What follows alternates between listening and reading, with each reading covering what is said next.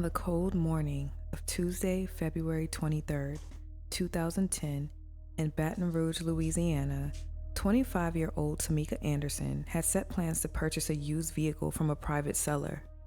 She had it all figured out with how she was going to get there, how she was going to pay for it, but somewhere in between something happened and things went dark. It was unclear whether she made it to the end destination to purchase the vehicle or if she even made it to Galvez, the city where the vehicle was. After 15 years with no answers and no explanation, it makes you wonder if there is someone out there that holds the answers.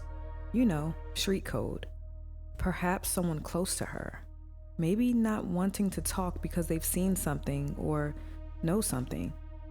Details about Tameka's personal life, including her childhood, family dynamics, and behavioral history, are currently unavailable, limiting the scope of this analysis. However, we are going to look at the facts of the case, retrace the timeline of what we know, look at the case details, break down every element to piece together this nearly 20-year mystery, explore the one possibility, and close with my opinion. This is the Missing Found podcast. I'm your host, Jaden Harlow. Before we get into the case, I have a few details to share about the show. The Missing Found is an investigative true crime podcast focusing mainly on unsolved missing person cases in the Black community. The cases that I cover have either gone cold, have little to no media coverage, or have gone without conclusion. You can follow the show on Instagram at The Missing Found or on Medium at The Missing Found to read our original script. I also would like to mention that we have a case suggestion form in the show notes or description box that you can complete to submit your case suggestions that are of the Black and missing. I'm happy to announce that we have a YouTube membership that's now available for you to become a member in the evidence room to gain early releases, priority replies from me, and much more that's exclusive for members only. The show is available on all major podcast platforms, including Apple, Spotify, and iHeartRadio. For Apple Podcast, we ask that you give us a 5-star rating to help the show reach a broader audience to help find our missing. To access all things of The Missing Found, you can visit our website, themissingfound.com. I ask that you please like, share, comment your thoughts on this case, and subscribe if you found value and want to continue the journey with me to finding our missing and learning about our stories. This is case episode 30, The Disappearance of Tameka Anderson.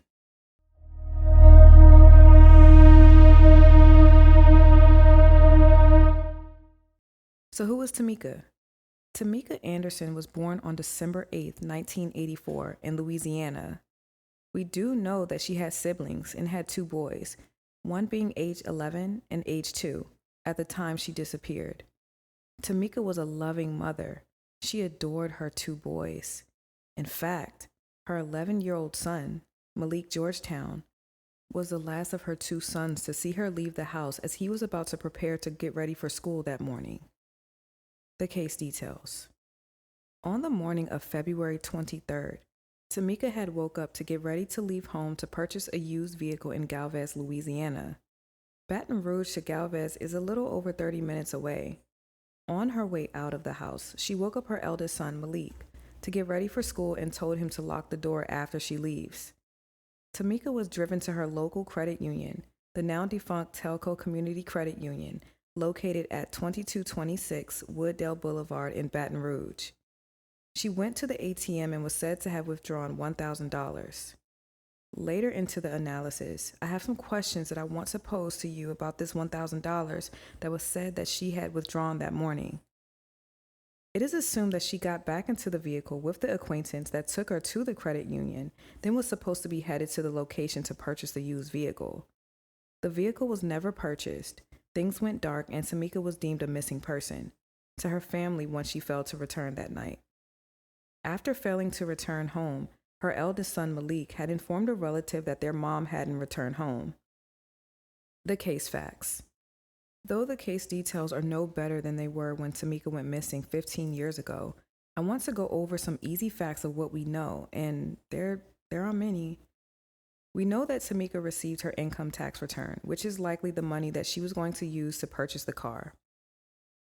Next, she did not have a car, so she would have needed transportation to get to the bank to withdraw the funds and go to the location to purchase a vehicle.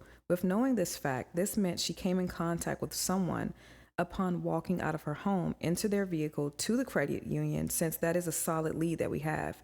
We just don't know who that person was. And third, according to family, Tameka was a great mother who had no intentions to leave or abandon her children. This is why it's not a question if she left at her own volition to run away from her duties and responsibilities as a mother to her boys. And finally, though there is no firm assurance on this fact, but I believe it's safe to say that Tameka had to have been in contact with the seller in the coming days, possibly the day before and even that morning, to inform the seller that she was on her way and what time she is expected to be there. At the end, when you're buying a vehicle, new or used, you want to ensure that no one gets it but you, so it would have made sense for her to have been in contact with the seller.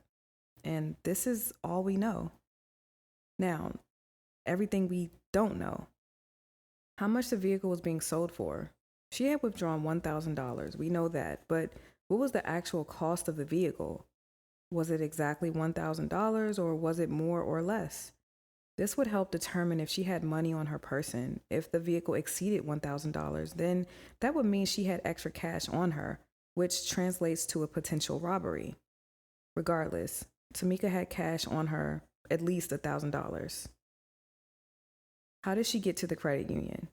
If she was driven there, which she had to be, then who was the driver? Who was the acquaintance? And what is the relationship between the acquaintance and Tameka? Also, was there any movement on her bank account after she made the withdrawal? Did she have any other bank accounts? Has anyone checked her bank accounts and have been checking them since the date she went missing?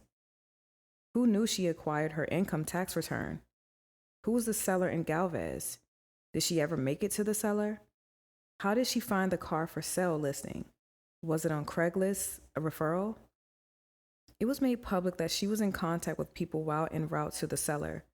This could mean that while she was in the vehicle with the acquaintance who was supposed to take her to Galvez, he or she was right next to her, in the driver's seat.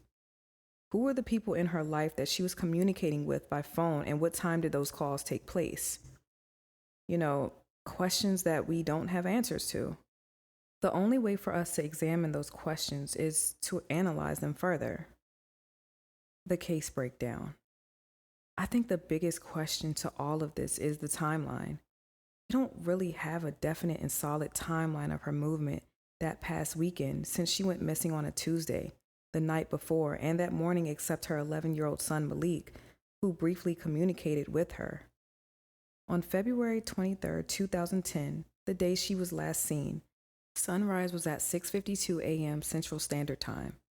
I'll explain the significance of this shortly. According to Malik's recounts, he mentioned how he saw his mother that morning. Tameka woke him up to get ready for school and told him to lock the door behind her, as I've already stated. She may have left around 5 or 6 something in the morning to withdraw the money and purchase the vehicle. I come to this conclusion because her son Malik stated that she woke him up so he can go to school. School started in the East Baton Rouge parish for middle school at 7:10 a.m. For context, a parish is equivalent to thereof a county in other U.S. states. If my time estimate of her leaving is incorrect, then it could mean he was late to school that morning. I highly doubt, because this wasn't communicated in Malik's brief recount to the media. If the time is correct, then it could mean that she left her home while it was still dark outside, since sunrise was at 6:52 a.m. Telco Community Credit Union hourly operations start at 9 a.m. Monday through Friday, but the ATM is accessible 24 hours, which means it's available before, during, and after hours. If Tameka left at around 6 that morning, then it's possible that she and the acquaintance were the only two present at the credit union that early morning. There could have been others there who were stopping at the ATM before heading into work, but this assumption has not been spoken on. I would like to know if there were other withdrawals from other members of Telco that took place around that time Tameka made her withdrawal. How we would know this is by surveillance, and if there were other transactions documented right before or after hers. Tameka being at the credit union is really the only solid lead that we have. With the surveillance footage, a vehicle may or may not have been picked up. Granted, we don't know who this acquaintance was, his or her history with Tameka, and what connects this person has. But the driver had to pull up in front of the ATM to allow her to exit on the passenger side to get to the ATM. A vehicle, you would think, would surely have had to be picked up on surveillance since ATMs commonly have cameras nearby to deter criminal activity. Knowing that Tameka was there just lets us know that whoever drove her there had sat and waited for her to withdraw the $1,000. And whether Tameka made it to the seller is something that is unknown, and why this case is where it stands. The Baton Rouge Police Department may or may not have this information. The conversation. According to WAFB 9, Detective Lindsay Keller with the Baton Rouge Police Department stated, she told family and friends she was en route to Galvez with an acquaintance to purchase a vehicle. End quote.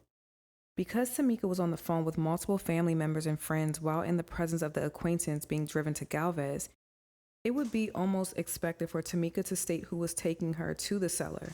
This is something that would have came naturally in conversation. My questions to that statement is, 1, who are those family members and friends that Tameka communicated with, and have they been questioned? Next, how long was each phone call for when the drive was only 30 minutes?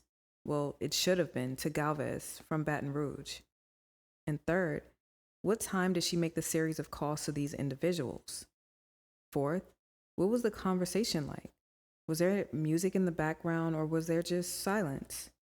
Did they hear another voice in the background? Did these individuals ask who was taking her to purchase the vehicle? How did Tameka sound on the phone? Did she drop any codes, speaking in codes? Did she express any concern about purchasing the vehicle? And lastly, did she share which platform in which she found the seller? This question isn't atypical because someone else in her circle may have been looking for a car and she shared the source. I can go on and on with the questions. The seller. What concerns me about this case is that we don't know where this supposed vehicle was advertised. It was 2010 and Craigslist was still used. It's not publicly known which platform she referenced to locate the vehicle. We also don't know much about her vetting this used vehicle seller. That's just information we are not privy to at this time. If her phone records and internet searches were checked, this could be valuable information. We also don't know if the PD made contact with the seller. It was mentioned that she did not end up purchasing the vehicle. And I will bring up a good point to this further into the analysis. This could mean that she either did not make it to the end destination in Galvez, she showed up and something happened, or she never showed up and never met the seller, whereas something happened along the route from Baton Rouge after the stop at Telco and somewhere along the route to Galvez. The acquaintance. Like I've stated, we don't know much of anything about the acquaintance that Tameka was with, but I do believe someone does, and maybe even law enforcement. There has to be some communication prior to February 23rd with this individual for this drive to Galvez. The communication would have included her asking this person to take her, explaining why she needed to go to Galvez, possibly information about the vehicle as in the make and model, and even solidifying the plans the night before to ensure the acquaintance knows what time to pick her up, to take her to Telco, and then head out to Galvez to purchase the car. It was 2010, and text messaging and phone calls from a cell phone were commonly and widely used. Additionally, landlines were still in existence before many residences decided to ixnay landlines and use solely their cell phones. This contact between Tameka and the acquaintance could have been by text message and or cell phone and or landline. Again, information we just don't know. Here's another thought that crossed my mind while I was analyzing this case. I wonder, did Tameka choose not to share who this acquaintance was? Now, I want to play devil advocate for a moment. What if Tameka chose not to share the acquaintance, the person that was supposed to drive her to purchase the car, because it could have been someone who she really should not have been dealing with? Hear me out. This could have been an ex-boyfriend, an ex-girlfriend, since we don't know her preference, or an associate that she vowed to never deal with again. You know, when you cut someone off and you say that you'll never deal with them again, everyone gives their opinion, and you know how crazy you would look if you would go back to that person. So when you do, you choose not to share with the fear of being judged from the very people you told you will never communicate or go back to them. Do you follow me? I don't know for sure, but What if this was this situation? Perhaps Tameka was back in contact with this person. The person offered to take her to make the transaction to purchase this vehicle. They knew she had received her income tax return and had bad intentions all along, and it was a robbery gone bad. Another thought, and the family seems to believe this to be the case, a setup. What if Tameka was set up by the acquaintance and the seller to get her to withdraw the funds and had no intentions on taking her to buy or sell her the car? This would make the acquaintance and seller having some form of relationship. Tameka and the acquaintance could have arrived to meet the seller, and she found out it was a setup. Another side to this could be where they never arrived to the seller and that the person has nothing to do with this and deemed it a no-show, and the acquaintance is the one in question behind all of this. Something conveniently happened to her after withdrawing the money, which can make this look like a setup. Then I'll look at this angle. Just follow me here. At Telco, you can withdraw up to $600 daily. That is the daily limit at the ATM. If Tameka had withdrawn $1,000, as law enforcement has stated, and what has been printed in media, then that would mean she would have had to go inside of the branch or go through the drive-thru to access a larger daily withdrawal. If this is the case, then that would mean something is off with the timing because the branch opened up at 9 a.m. We would have to circle back to Malik's recount of his mom telling him to get ready for school and lock the door behind her when school started at 7:10 a.m., according to research in that parish. Because school started at 7:10 a.m., for her to wake Malik up, it had to be before 7:10 a.m. to allow him ample time to get dressed and leave to make it to school on time, if he was even on time this day. To break that element down further, could Tameka and the acquaintance had went somewhere else for some time until the branch opened so she can go inside and withdraw that large amount, since $1,000 could not be withdrawn at once from the ATM? I don't find this to be possible because according to the Baton Rouge PD, they said that she used the ATM. This could be possible if she had a completely separate account that she accessed that morning. Or this could be misinformation from law enforcement. With the lack of information, we just don't know. It is something to think about since we don't have a solid timeline with timestamps, and I pieced together this simply by Malik's recounts and the time school started for middle schoolers in 2010. Of course, this all depends on if Malik was in the right grade that corresponds with his age, which could have been 6th grade, and that if he actually attended school on time that morning. My opinion. I remember when I first heard about this case back in 2012. By then, it was only 2 years since Tameka was reported missing. Somehow, 2 years turned to 15 years. A case like this requires people to come forward and share what they know. There's this thing called street code, and people just aren't saying anything. I feel that there was a lot of details missed, a missed opportunity. I don't think Tameka's case was taken serious in 2010, and I don't see it being taken serious today in 2025. I wonder if phone records were checked, because I believe the answers lie there. We know Tameka had a cell phone or was using someone's cell phone to communicate with family and friends while in the car. We just don't know at what point did the calls and texts stop. I would like to know exactly who was she last in contact with, and how did that conversation go? How did it seem? I also would like to know if that contact was made by text messages or phone calls. Something else that has not yet been mentioned. Tameka's youngest son. Where was he in all of this? It was a Tuesday morning. Malik had school, so where would this put her 2-year-old son? We have no information on who would be watching him or if there was a third party in the home to care for him while she was out purchasing the vehicle and while Malik was in school. According to Malik's recounts, he did mention that his little brother would typically sleep on their mother's chest, and this morning didn't make it any different. The thing is, we don't really know the profile of Tameka because there are little to no details online about her and her upbringing. I know she is a mother and a sister. I have a few addresses that I pulled for her through Skip Trace, a recent phone number at the time she went missing, and a few other details, but that's where it ends. We don't know what phase of life she was in, her history, if she had anyone out there with ill intent towards her, or what her job situation was. Knowing her profile can help determine if her associating with the acquaintance privately is up for consideration, and just another angle to this mystery to consider. Tameka hasn't received much coverage as of lately. There are no creators talking about her case, no analyses, so I thought I'd do it because with every case, there's always more on the front and back end. We know she withdrew the money, but everything stopped.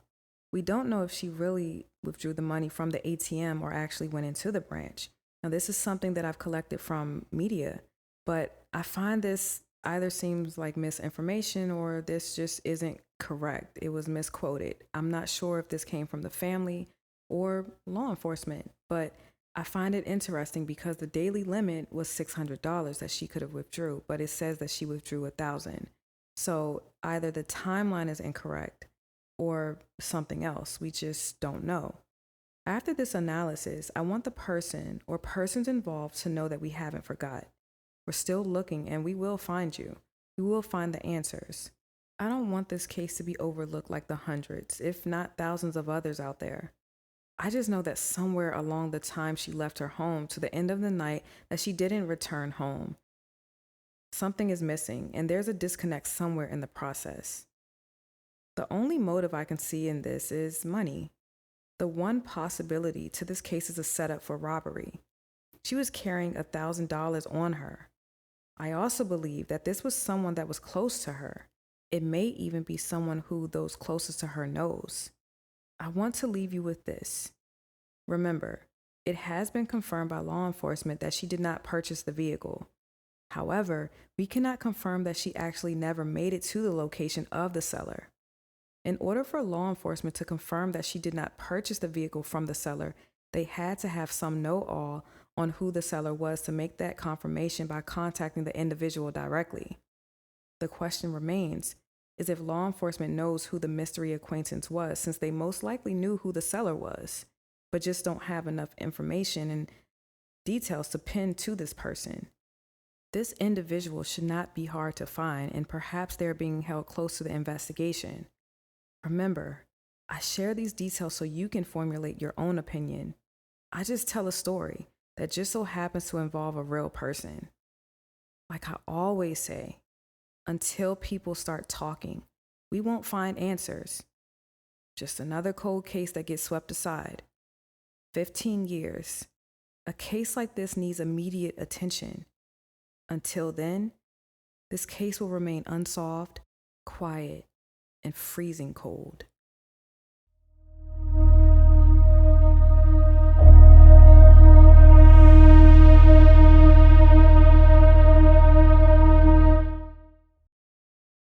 At the time of Tameka's disappearance, she was 25 years old, stood at 5'1" and weighed between 150 to 165 pounds. Tameka is a female, African American, has black hair and hazel eyes. She has both ears pierced. Tameka's nickname is Keisha. She has the following tattoos: a flower on her upper arm, the name Malik on her upper right arm, a portrait of her mother on her upper right arm, and 5 stars on the right side of her neck. Tameka would be 40 today in 2025. If you have any information or leads in the disappearance of Tameka Anderson, her current whereabouts, or any information concerning Tameka, it should be directed to the Baton Rouge Police Department at 225-389-2000. I know someone holds the answers to this nearly 2-decade-long mystery. I know Malik and his younger brother misses their mom immensely. It's a shame that it was this easy for the person or persons involved to get away with this for so long, but prayerfully, they won't any longer. With the right attention and interest from the Baton Rouge PD, I believe this case can be solved. Malik, you're 26 now.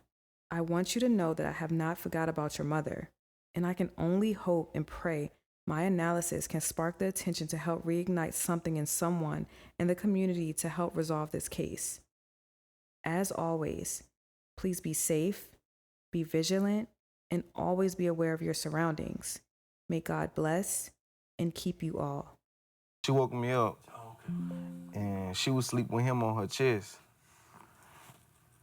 And it was time for me to go to school. And the last thing she told me was to lock the door. That was the last thing. Call to me and I will answer you. and show you great and mighty things, which you do not know. Jeremiah 33:3.